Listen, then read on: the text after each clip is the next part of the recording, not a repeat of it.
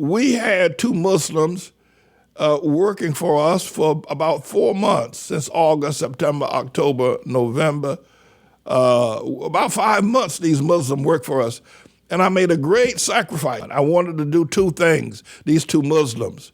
And I made a great sacrifice. We're in the middle of a financial battle of the foreclosure of our church, so we need every dime we can get. Feeding the children the breakfast program. Eggs are expensive. We're spending thousands of dollars a month, a week rather, on that breakfast program. But I made a sacrifice to pay these two men. I made a sacrifice to pay them and let them come and see that this is a loving church. Oh, it's beautiful. Now, it cost us a lot of money, but it was, listen, it isn't that God won't return it. It was a sacrifice. And sometimes you have to make sacrifices. A lot of people are looking at all that money we're spending feeding these people every morning. That's a lot of money we're using. But no, it's all to the glory of God. You have to learn to do evangelism. You have to learn how to be able and trust God, trust Almighty God. And there are a whole lot of people listening to me right now. They'd be a whole lot better off financially if they would give, if they would support, if they would tithe, if they would do their first fruit offering. They'd be a whole lot better off now.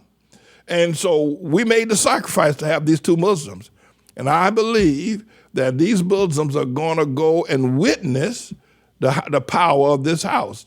They're going to witness that this house is the place to be rather than the mosque. In fact, they told Elder LaFleur, they went to the mosque and the mosque closed the door. They went to the Muslim mosque and asked for help and they closed the door. But when they came to the church, I opened the door, took them in, fed them, gave them jobs, let them have so they could send money back to Africa, gave them clothes, big bags and clothes, hundreds of dollars worth of clothing they could send back to Africa and let them have their time. We fed them lunch, fed them breakfast. Nobody ever seen anything like that. That's hard to believe. But that's the spirit of giving that God's given to us. And we have the spirit of God. God has blessed us. So evangelism. And we're going to, I keep, listen, and not only the Muslim, but I keep a Tanakh. This was given to me by a very dear friend. It's a very heavy book. And I keep it on my desk. And I refer to it from time to time. You see me raise it from time to time, where it talks about Hashim, talks about the prophet Isaiah. That's right. The first kings, the early prophets. No, it's talk about the prophet Samuel, the anointed Samuel, Jeremiah, Amos, and all this. I keep this Tanakh on my desk because the Jews are going to come. Now, we've had a lot of Jewish people in this church, and they're coming back.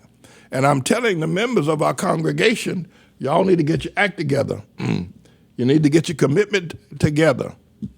You need to get your commitment act together because they're coming.